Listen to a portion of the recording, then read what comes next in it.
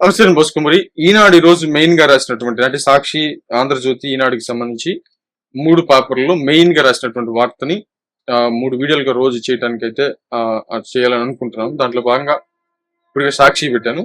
దీనికి సంబంధించి ఏంటంటే ఈనాడులో మెయిన్ గా రాసింది ఏంటి అనేటువంటి విషయాన్ని చూస్తే ఆల్రెడీ ఇప్పుడు పెద్ద వార్తలే ఉండవు. ఎందుకంటే ఈ మహానాడు జరిగింది కాబట్టి చంద్రబాబు నాయుడు గారి స్పీచ్ ని హైలైట్ చేస్తారు కాబట్టి అదే రాశారు. వైకుంఠపాలి మనకొద్దు, ఒకసారి ఎక్కాం మళ్ళీ పడ్డాం, మళ్ళీ ఎక్కాం మళ్ళీ పడ్డాం, ఇలా అయితే అభివృద్ధి 2019 ఓడిపోవటం వల్ల ఎన్నో పనులు ఆగిపోయాయి, మళ్ళీ ఆ పరిస్థితి రావద్దు. జూన్ 12లో రాయలసీమ స్టీల్ పనులు ప్రారంభం, మరి గాలేరు నగరి కడపకు తెచ్చేందుకు 1000 కోట్లు, కడప భారీ బహిరంగ సభలో ముఖ్యమంత్రి చంద్రబాబు, ప్రజా తీర్పు మనకు బాధ్యత గుర్తు చేసింది, మరి ఆ తీర్పును మనం అర్థం చేసుకున్నాం, ఓడిపోయినటువంటి పార్టీ ఎప్పటికీ అర్థం చేసుకోలేదు, పార్టీ పాలన ఎలా ఉండాలనేది అనే దానికి తేదేపా ప్రస్థానం కేస్ స్టడీ, మరి పాలనలు ఎలా ఉండకూడదో, పార్టీని ఎలా నడపకూడదు అనడానికి ప్రపంచంలోనే కేస్ స్టడీ వైకాపా అనేటువంటి విధంగా చంద్రబాబు నాయుడు చెప్పినట్లు చెప్తున్నారు.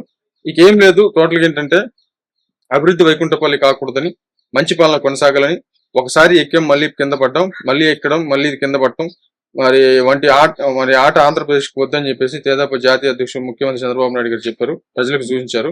2019 మరి తేదాపా ప్రభుత్వం అధికారంలోకి వస్తే అభివృద్ధి కొనసాగేదని అనుకున్నటువంటి పనులు అయ్యేవని చెప్పేసి అన్నారు. ఆర్థిక ఉగ్రవాదులు రాష్ట్రాన్ని సర్వనాశనం చేశారని, వారి గుండెల్లో రైలు పరిగెత్తిస్తా అని చెప్పేసి హెచ్చరించారు. మరి రాయలసీమ రాష్ట్రానికి మణిహారంగా మార్చేందుకు రాయలసీమ మిషన్ అమలు చేస్తున్నట్లుగా ప్రకటించారు. ఇక టోటల్ గా బ్లా బ్లా బ్లా బ్లా బ్లా అంటే ఒక రకంగా చెప్పాలంటే ఈ ఓడటం గెలవటం ఇవన్నీ కాదు, మనం జాగ్రత్తగా ఉండాలి, కార్యకర్తలు ఒకటిగా ఉండాలి.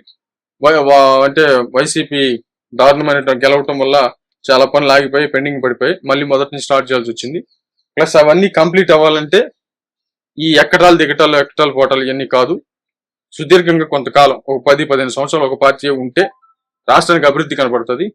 కొత్త రాష్ట్రం అభివృద్ధి చెందాలంటే వీళ్ళు వాళ్ళంటే వాళ్ళ పాలసీలు వీళ్ళు మార్చి, వీళ్ళ పాలసీలు వాళ్ళు మార్చి మరి ఇట్లాగ అయిపోతుంది. అట్లా కాకుండా ఒక 10-15 సంవత్సరాలు కంటిన్యూగా ఒక పార్టీగా ఉంటే అభివృద్ధి కనపడుతుంది. ఆ తర్వాత ఏమన్నా కూడా తర్వాత సంగతి తర్వాత అనేటువంటి విధంగా ఆయన ఫైనల్ గా చెప్పినటువంటి మాట. కార్యకర్తలు కూడా ఏంటంటే ఈ ఎక్కుడు దిగుడులు కాదు, జాగ్రత్తగా ఉండాలి అని చెప్పేసి మరోసారి సూచించారు. మరేమంటారు?